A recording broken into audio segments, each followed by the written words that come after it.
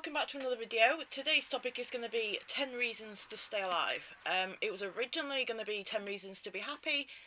I thought the reasons I was writing down were more reasons to fight to be alive if you're suicidal or you're depressed or any other issue that you have that's making you feel hopeless. And I thought, although I'm being a bit of a hypocrite, I think it's a really needed topic and I think some people might actually benefit from this video. So I hope so anyway. So yeah, thank you for watching, thanks for clicking the link. I hope you learned something, I hope it helps anyone, anything like that, anything positive out of this will be brilliant. So let's crack on. So for me, number one, what I'm going to do is I'm going to alternate, so I'm going to do like a more personal reason and then like a more generic reason that I think would apply to everyone. But I have tried to make everything relate to anyone different as well. So it's not just going to be like me being very specific, I am going to talk about things more generally. And yeah, we'll just see what you guys think, so let's go. So, number one for me is always the love and the care that I receive from the people around me. And the love that I have for them as well. So, like, when I've been suicidal, really, the reasons I fought, it's not really been for me. In my head, I think I'd be happier dead. But the people around me I know would suffer if I left, and that's one of the biggest reasons, or is the biggest reason that I fight. Especially for my dog Titch, like I know that she needs me. Oh, listen, she heard her name. She's such a good little thing and she's shown me so much love. And like the friends that I have in my life, my family, I'm really blessed. And I'm very fortunate because I know some people do have no one. And so yeah, I think love for me, no matter what it's for, whether it's an animal, or a person, it doesn't really matter. Love to me is like the biggest reason to fight. Easy. And I think it's very easy for us to think as well that no one cares about us, or that people would be better off if we're dead, that people are only saying they'd miss us to be nice or to pity us or like whatever. And it's really easy to get into that negative mind frame of being like, well, people would be better off without me, because I genuinely think when people die of suicide or any sudden death, the people around them are always really hurt. It's never anyone going, oh, well, I'm glad they're gone. No matter what the situation, the people that love you and they want you around. Whether they're happy with your actions or your choices or the things you do or anything like that, you have arguments, whatever, that's kind of irrelevant. You know, they love you, you love them. It's just a reason to fight. So yeah, I think love has to be number one, the biggest reason. And so I'm just going to talk a little bit kind of about this. So like I have some absolutely amazing people in my life, like I really, really do. And without them, I wouldn't really have a reason to fight. I wouldn't fight for me. So without them, and I think, like, I've seen the effects of sudden death. And I think the effects on the people around that person, they would never have foreseen while they were alive. Never. There was a guy that died of a drug overdose that was coming to my church for a while. And obviously it was unexpected, it was an overdose. Even though we all knew he was using, he'd been clean a while, he'd relapsed. And I'd maybe only met this guy a handful of times, 6, 7 max. And yet I went to his funeral and I was sobbing harder than his parents. Like, he really affected me, although his death really affected me, I should more say, because I saw the effects on the people around him. And I thought, if I feel this sad about a guy that I barely knew, how would it be for the people that really know him? Do you know what I mean? Like, yeah, I was sobbing louder, but it doesn't mean I was more upset than his parents, of course. I'm just saying, like, I barely knew the guy and yet I was deeply affected. So I just couldn't imagine what it was like for the people that had been around him longer and that really cared about him a lot and, had seen him grow up and things like that. And so although it's not a suicide, I think sudden death in any form can really upset people because you haven't got closure. If someone's dying of a long illness, you have time to get your head around it. You can say goodbye. If it's a sudden thing, they're just gone. They're ripped from you. And that's something that I don't want to do to the people around me because I love them. So it's like, yeah, love. Number one, carry on. And I think the point I want to make regarding this as well is that everyone is loved by someone. You might not know it. You might not actually see this person. You might not have a clue who they are. But I guarantee that everyone has someone that cares about them, that wants the best for them.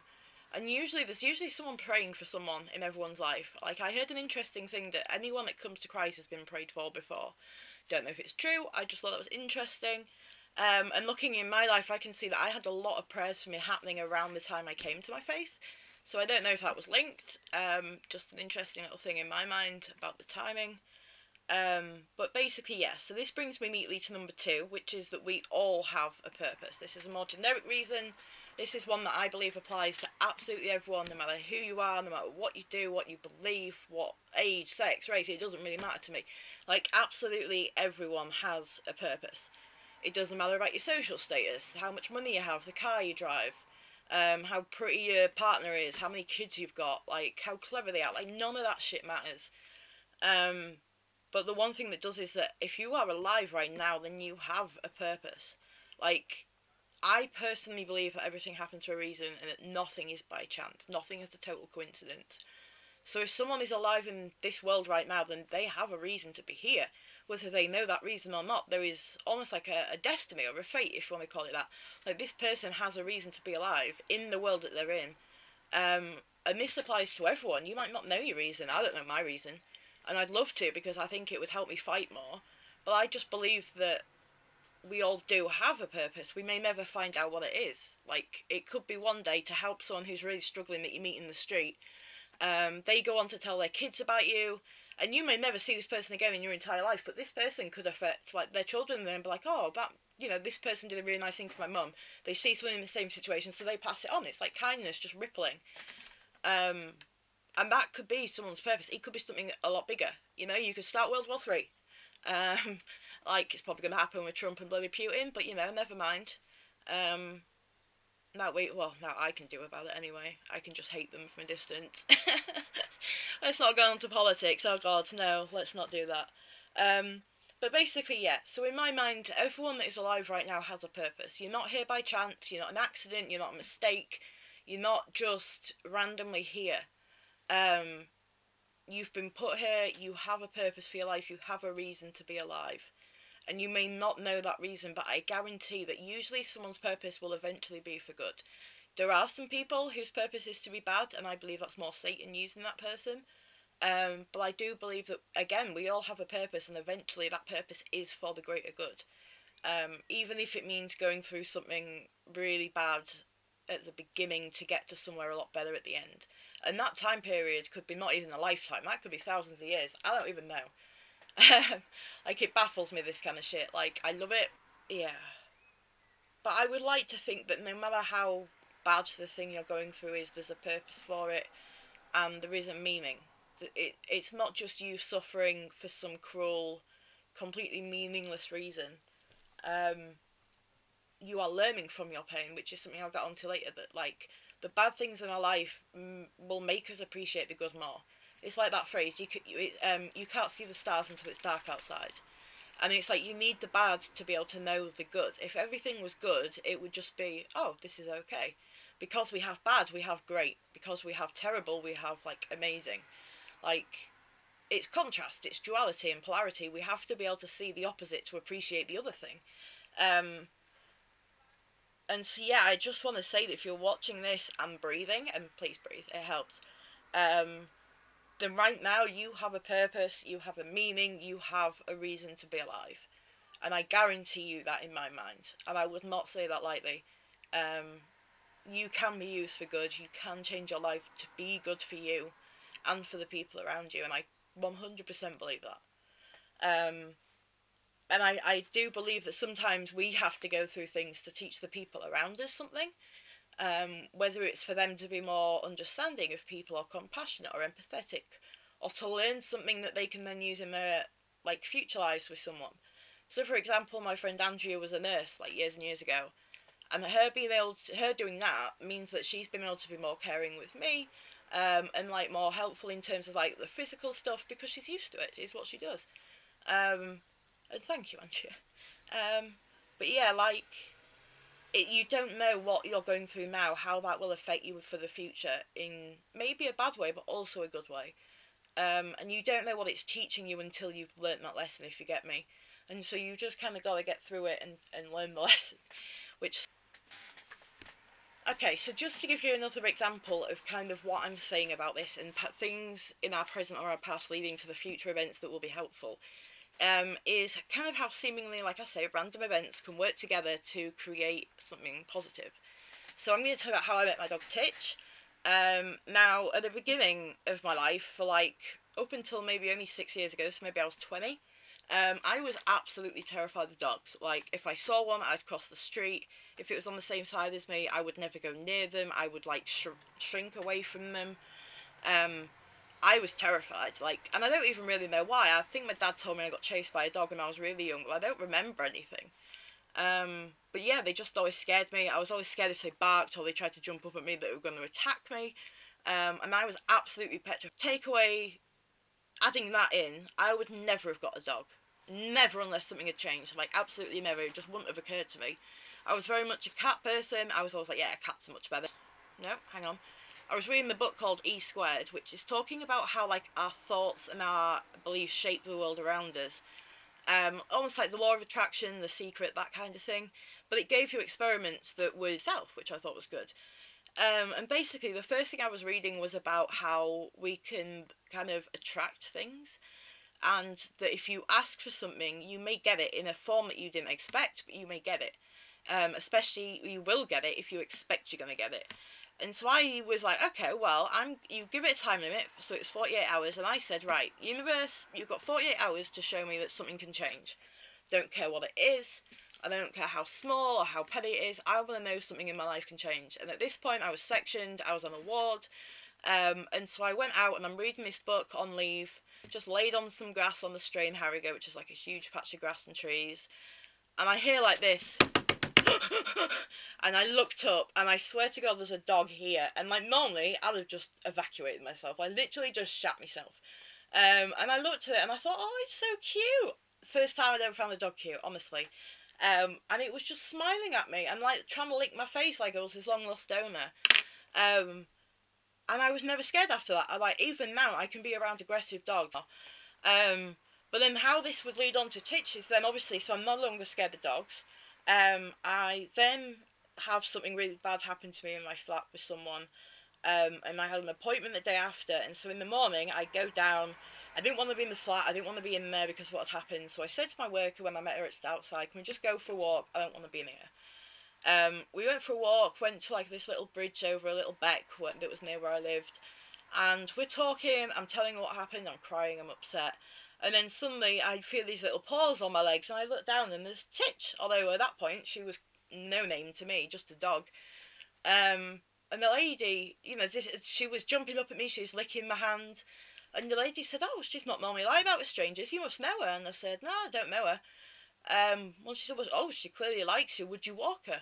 I walk her for the owner, he's had a stroke, he can't get about very much, so I take her out. And I'm like, yeah, she seems nice enough, why not?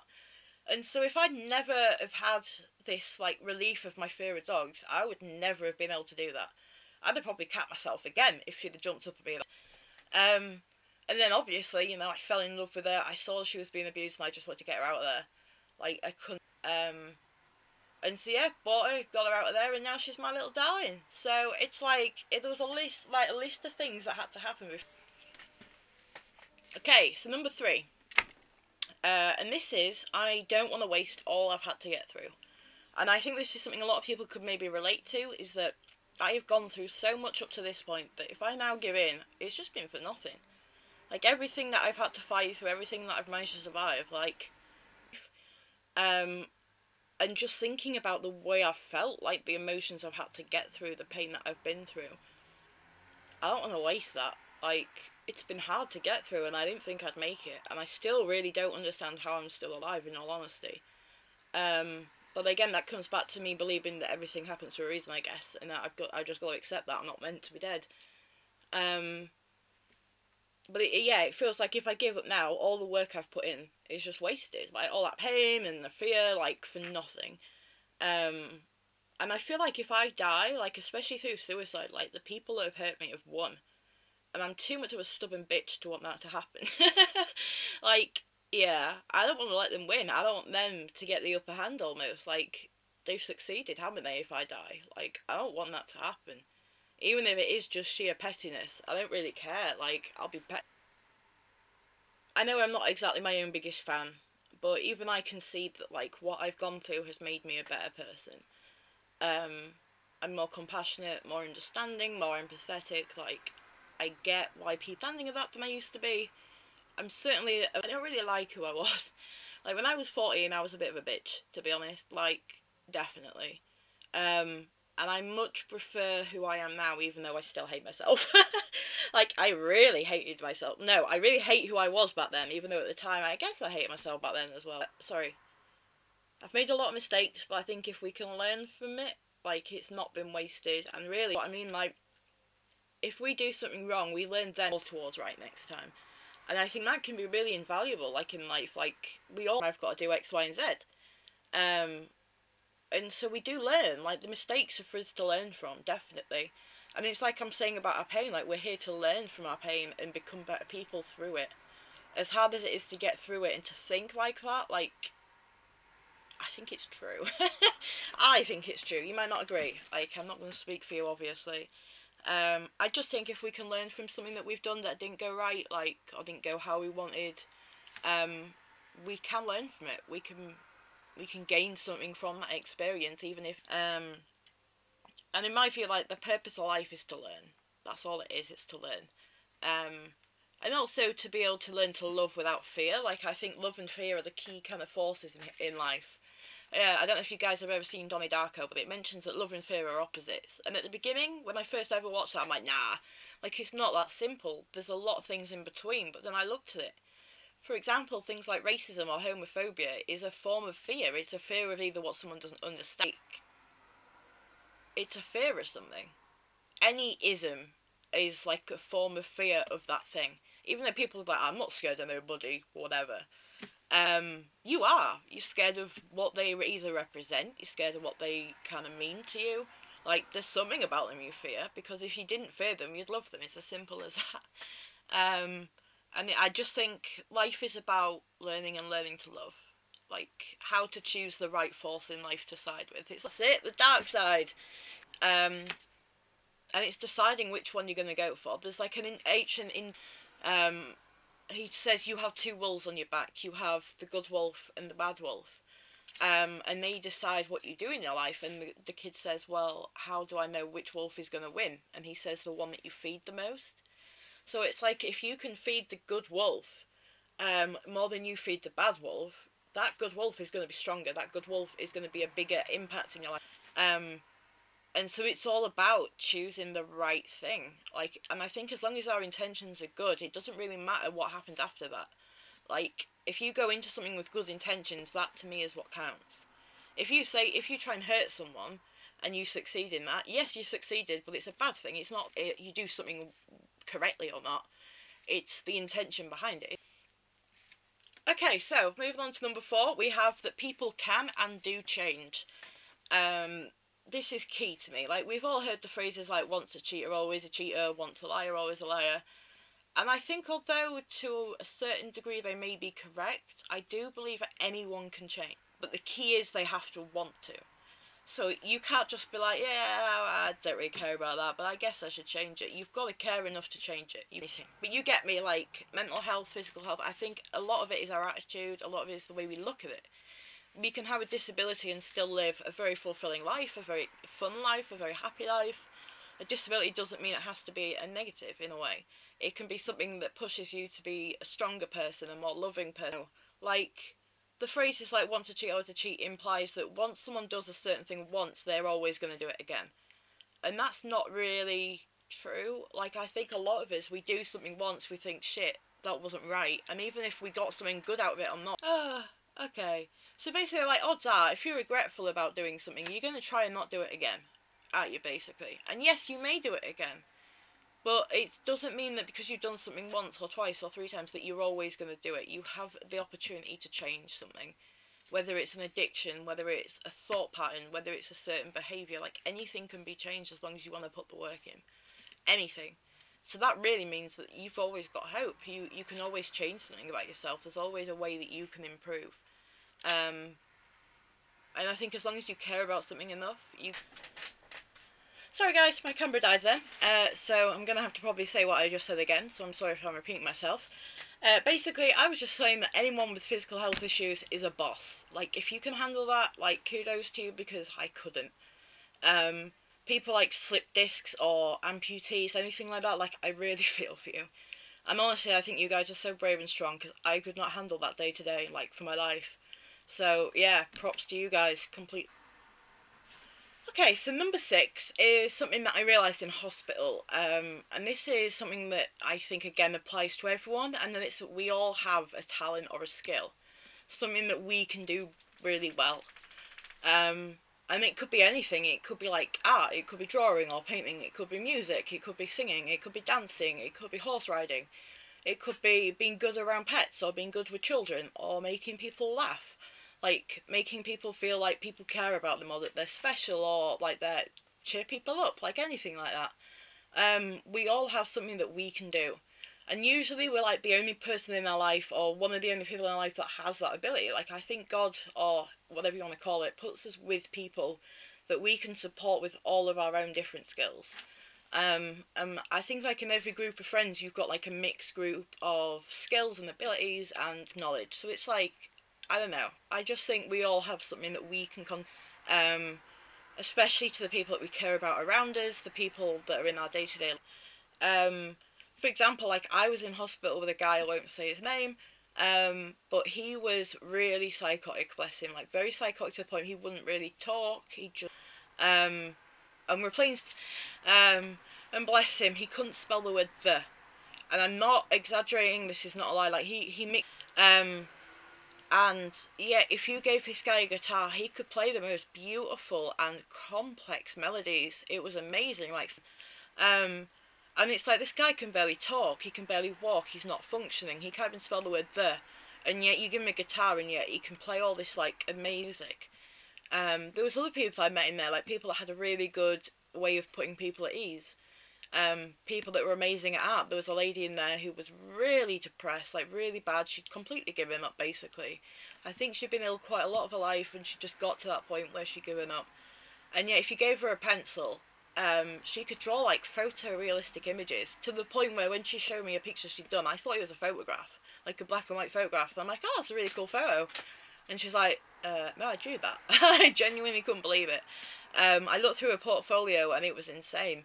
So it's like we all have something that we can. Okay, so number 7 is again a more personal one, but I think you might relate. And it's basically that I want to have a more positive impact on the world when I. Yeah, like that's a big thing for me. Like if I give up now, I've not really contributed that much in my life in my mind. I don't think I've helped enough people. I don't think I've done enough good to really balance out the schools and the police stations as well. Like I don't feel, and that's another big reason for me to fight. Like definitely, is when I go like I want my karmic balance to be like up here, like here, not down here. And you know what? Like if this is base level, if it's even here, I'm happy. Like I don't care as long as my I don't know. Like I want to know that my balance is leaned more to. So number 8 is recovery is possible. This is more obviously a mental health reason than say a physical health reason, because sometimes you just can't do a thing. But basically, this is for anyone with a mental health issue. Like, honestly, recovery is possible. No matter what diagnosis, no matter how long you've been unwell, like, you can get better. I'm not saying you'll ever be, like, 100% like, I say, the average Joe Blogs. But for you, you can improve. Like, anyone can. And this comes back to what I was saying about people changing. Like, I think if you want it enough and you put the work in, you can get there. And this is something I'm a bit of a hypocrite about, because I don't always feel this in my own life. Like, I feel like it's a bit hopeless. I feel like even though I put all this work in, I'm not getting anywhere. And I think, like, you may never be where you would have been before, like, you got unwell. But to be honest, like, that's not always bad. Like, one thing I've always been grateful for with my mental health is that it's helped me be a better person towards other people. Like I said earlier, like, I hate myself now, but I love. And like my issues and my suffering has led to like a lot of truth, a lot of revelations, like a new understanding of things in my life, myself, about God. And like no matter what your diagnosis is, whether it's like from anxiety to an eating disorder to schizophrenia, like things can get up. And if you're willing, then that's the key part. You have to, because I think like with commitment and the right treatment, you can, and it's hard and it's scary, and change of any kind can seem too much, especially when the idea of any more change, anything else that you feel like you can't control or anything extra is too much. And it's but I think whether it's like a talking therapy or medication or exercise and diet and sleep hygiene and, you know, whatever it is that works for you personally, because that's it, it's you personally. We're all different. One thing that might completely help someone else could be the biggest trigger for someone. Um, and you know, we're all different. We all need different things. We've all had different experiences which have led to different. And so I think it's just putting the time in, looking at what you want to change personally. Like, it doesn't matter what people around you want your way. It's what you want to change, what you want to get better from, what you want to get to as a request. You know, like a longer term goal. And that's something I personally struggle with, is longer term goals. Like, I always think in my head I'll be dead. Like, I've thought that since I was 14, and I've not planned for any in my life. And it's kind of showing. And a lot of the time, because I've been too scared to commit myself to longer term things, because I'm too scared to commit. And I think sometimes we have to be able to find something that we can commit to. Even if it's just, I'm going to get through today. I'm going to get through the next hour. Or the next minute. Like, I know it gets to the point where, like, every second is torture, and I know that feeling. And I think at that point, it's just surviving. Like, don't think about the longer term in that case. Like, just get through. And if longer term planning helps you, by all means do it. But I think sometimes in a crisis, we need to just think short term. Because longer term can be too overwhelming. And maybe that's just me, but I don't think it is, personally. Like, I do. And I think there's so much out there that people find helpful that you could find helpful. And it's just finding the right thing for you. Like, as I said, we're all different. It's finding the right thing for you as a person. Okay, so number 9. This one is another personal one, but I think it applies to us all.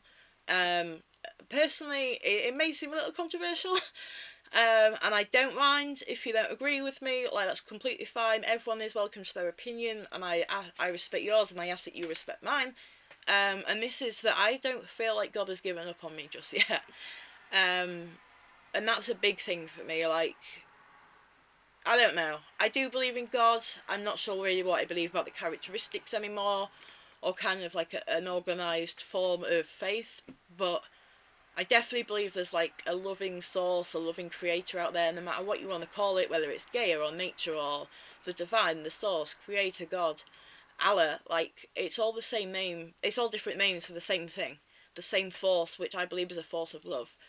And I feel like no matter what I have done, I don't want to say no matter what I've done, because I feel like there would be something I could do that would push God away from me. And I may be wrong, because I know a lot of people in my church would say no matter what we do, God will always love us, God will always find worth in us. It's just my personal issues myself there, I guess. But it's like, I don't feel like my bad choices have pushed him away from me to the point where he's gone, I'm not handling this. And that amazes me. Like, I don't know. I know me, like, and I hate me. So how can a God that knows everything about me even more than I do still love me? Like, that's what gets me. Like, I can't comprehend it. But then I realise that that's me looking at a situation with human eyes, and he is not human. And so the understanding is just beyond me, I think, right now, about how God could love me, and hasn't given up on me. But I do believe by that, like, I can see the stuff in my life that's positive. I can see him helping me out and putting people in my path that I need, and putting me in the path of people that need something from me. Like, I can see it, and I'm so grateful that I can, because I've gone through periods where I can't see that happening, and I think God's left me, like, that's it, he's gone.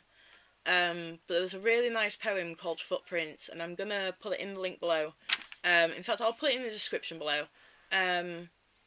And it's basically talking about a man who is travelling on a beach, and he's walking with God, and he sees the footprints of his footprints and God's footprints next to him, and then he sees a time when he really struggled and he could only see one pair of footprints in the sand. And he says, God, why did you leave me when I most needed you? And God said, I didn't leave you, I carried you. And I think that's something that I really need to think about more, and I think some of us might need to focus on it, because I think it's such a positive thing and such like a hopeful thing that no matter what happens, no matter what we do, no matter what situation we're in, we're not alone, we are loved, and we're not a mistake, we're not an accident. Like, there's a phrase basically that I really like that I wrote down, and it's, how cool is it that the same God who created the mountains, oceans, and galaxies looked at the world and thought it needed one of you. And I just really like that. I think it's really true. Like, how amazing is it to think that the God of all has created us? He's put us here. And the world that I live in, personally, I hate. But I can still see God's influence. I can still see love in the world. I still see good in the world. Even though it is Satan's world, as it says in, like, I think it's Corinthians 4:4 or something, where it talks about Satan being the God of this world. And, you know, Satan uses lies to trick people and to manipulate them, but he puts, like, a nugget of truth in and then twists it so that you think, well, that part's true, so the rest must be. And I think it's so easy for us to get caught up in fear and just the negativity in life, especially when you're mentally ill. Like, it's really hard to just get through every day, like, really hard. And yet, to think that we're not here by chance and that our suffering isn't for no reason is really helpful. And again, it brings hope. Like, it's hopeful, it's positive. And I'm not one of these that'll believe something because it makes me feel better. Like, I can't do that. If I believe something, I believe it. If I don't, I don't. Like, I can't convince myself into something just because I want to believe it because it would make me happier. So please know when I'm talking about God, like, this isn't just some light, fluffy crap. Like, I've thought about this long and hard. And personally, I do see God's influence in my life. And I really hope that you can too. But anyway, moving on to another one. And it's number 10. It's the last one. And this is I thought I've picked up on it a bit, but this is that there is always hope. There's always support out there. There's always hope. There's always help. It's just finding the right people, the right things for you. We're all needed if we're still alive. If we're here, we have a purpose. If you're watching this now, you have a purpose.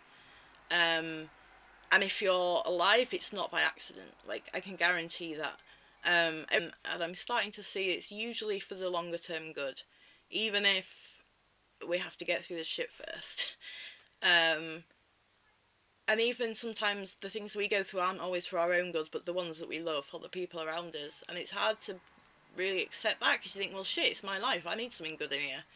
But I think there's always hope that you can recover. There's always hope you can get to a point where you are happy, you are well, you're living life to the best that you can, you're doing the things that you want to do that are important to you, and being around people that matter to you and that you love and that love you. And I just want to say that I really believe that anyone can get to that point. Absolutely anyone. No matter who you are, no matter what you do, what you believe, what you think. Like, it's irrelevant. If you're a human, you have a chance to change. And I think through our pain, we can learn to love more. Like, I love ourselves, love other people, kind of love the world, to spread more positivity in our life. And not only that, but we become braver, we become stronger, more wise, we know more. We're able to help other people better, we're able to help ourselves better, and eventually we can become like the true selves we're meant to be. Like, again, going back to like destiny or fate, I do believe we all have a point we're meant to reach, and the things that we go through are only to get us to that point. It's like the ends justify the means, as they say. And I just want to leave kind of on this image, and basically, I know it's a bit cheesy, I'm sorry, but think about like a caterpillar, basically. So, you know, it's ugly, it's not really liked in the world, it crawls along on the floor on its belly, and yeah, it goes into a cocoon, and it sheds its skin, and it comes out, and it's like beautiful and shining and new, and it's completely different, it's got new life, it has new hope, it's changed. And basically, like, you know, to the caterpillar in that cocoon, I'm sure it's painful, I'm sure it's scary and hard, just like life is for a lot of us. But at the same time, once it breaks out of that cocoon and it gets the energy to fight out of it, it then turns into this beautiful butterfly that can fly and dance around and look gorgeous, and just be its true self. And that's the key thing, it's getting us to our true selves. And basically, I just want to say that you're maybe the caterpillar in the cocoon. Like, you know, if you keep growing and you keep fighting, eventually you'll break out of that cocoon and you're going to be this beautiful, shining thing. And yeah, I just hope that gives someone hope out there. So, thank you for watching. Please leave a like and subscribe if you enjoyed it. And, of course, stay cool, stay safe. Bye.